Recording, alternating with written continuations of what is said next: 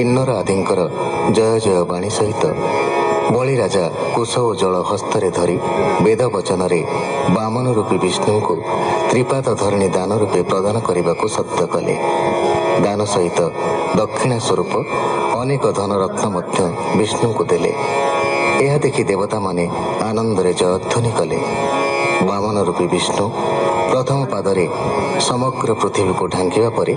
द्वितीय पाद को समग्र स्वर्गपुर रे थापिले। यह परे प्रभु निज विश्वरूप दर्शन कराइले। सुगवाच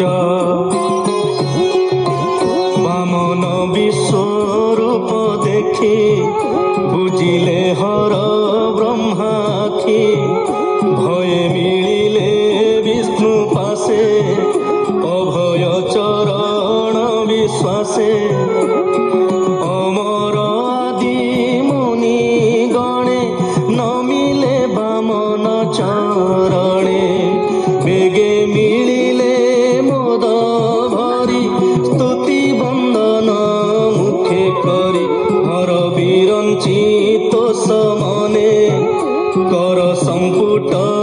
उपायने वामन पाद तले थई तक्षणे ब्रह्मा गई।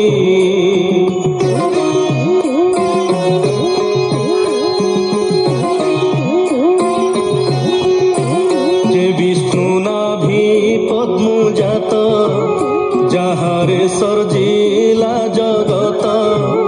आनंदे भरी कमंडले शुचि पवित्र शुद्ध जले मंत्र उच्चारी करे घेनी जेनिर भुवन पावनी वामन पाद शून्य गला बाजन्ते ब्रह्मांड कंपिला से अंड भेदी जल राशि बेगे ब्रह्मांड मध्ये पशि विष्णु चरण पखाड़िला पतित पावनी होइला।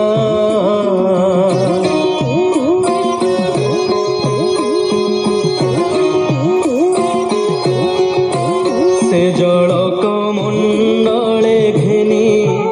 विष्णु समीपे पद्मजनी संगते घेनी देवगण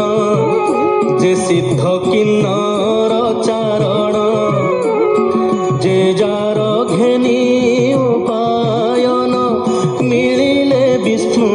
सन्निधान नमी वामन पाद तले निज अधिकार निश्चले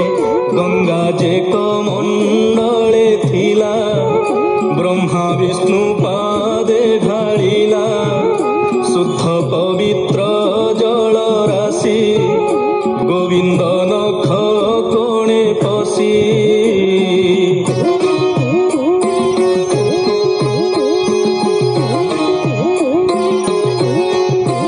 तहु उछुड़ी अंतरिक्षे पड़िला मुनिंक समक्षे सोम आदित्य लोक जिणी स्वर्गे पड़िला तरंगिणी सुमेरु शिखे अंतरिक्षे से जल पड़िला प्रत्यक्षे चतुर्दिगे चारि धारे पड़िला धरणी उपरे समुद्रे मिशे चारि दिगे नदी स्वरूपे अति बेगे एबे हो सुण महीपति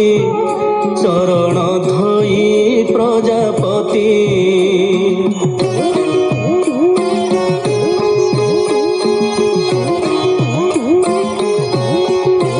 घेनी सुगंध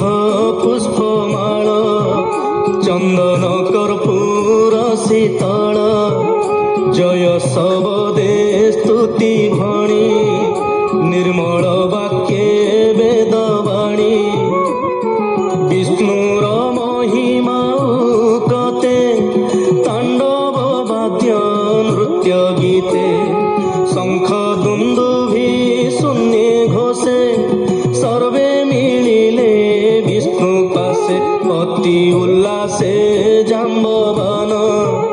ମିଳିଲା ବିଷ୍ଣୁ ସନ୍ନିଧାନ ବିଷ୍ଣୁର ଯଶ ଗାଇ ତୋଷେ ଯେ ଯଶ ପୁରେ ଦଶ ଦିଶେ ହେମନ୍ତ ମହୋତ୍ସବ ଦେଖି ଅସୁର ଭୁବନ ଉପେକ୍ଷି ଦ୍ୱିପାଦ ଦାନେ ସ୍ୱର୍ଗମହି ପୁରିଲା ବାମନର ଦେହି ସ୍ୱସ୍ଥାନେ ରହି ନ ପାରିଲେ ବଳିର ସମୀପେ ମିଳିଲେ ଗୁରୁ ବଚନେ କୋପ ଚିତ୍ତେ ବୋଲନ୍ତି ବଳିର ଅଗ୍ରତେ।